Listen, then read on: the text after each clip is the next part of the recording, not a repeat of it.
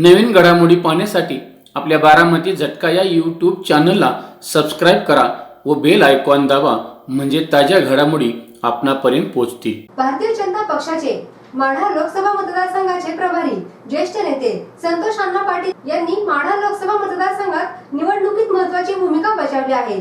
त्यांनी माढा लोकसभा मतदारसंघात नेमकी कशी परिस्थिती राहील याविषयी माहिती दिली आहे। तर आपण प्रत्यक्षच पाहूयात ते काय म्हणतायत। लोकसभेची निवडणूक सुरुवातीच्या काळामध्ये जशी एकतर्फी वाटत होती, तसं नंतर थोडं त्याला मराठा फॅक्टरमुळं थोडंसं वेगळं वळणावर गेली।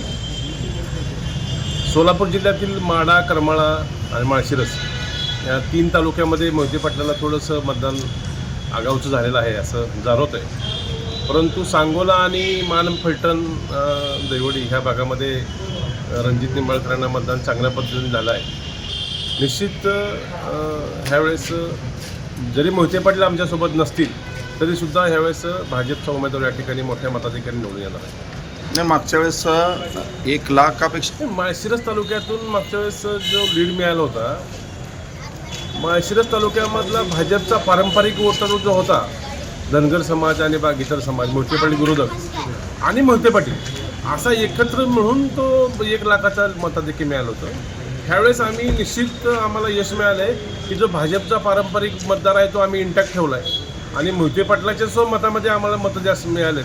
त्यामुळं मोहिते पाटलाला जो अपेक्षित 1 लाखाचं मताधिक्य आहे ते 25-30 हजार मताच्या पुढं जाणार नाही, ही खात्रीशीर मला सांगतो। माढा आणि करमाळामध्ये तर आमदार आपलेच आहेत, तुम्ही तिकडे मायनस कसं दाखवताय भाजप? माढा, करमाळा आमदार आपले आहेत, त्या ठिकाणी रश्मी बागलनी आमच्यासोबत काम केलं आहे।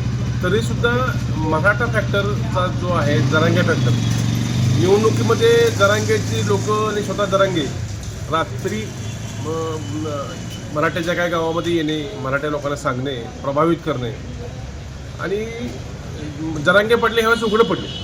शरद पवारांची जरांगेची आतून गट्टी आहे ही आम्हाला माढ्यामध्ये, मी स्वतः माढ्याचा प्रभारी या नात्यानं सांगू शकतो की मनोज जरांगे पाटील हे शरद पवारच्या सांगण्यावरूनच काम करत होते आणि त्याचा निश्चित आम्हाला फटका बसलेला आहे करमाळ्यामध्ये आणि माढ्यामध्ये।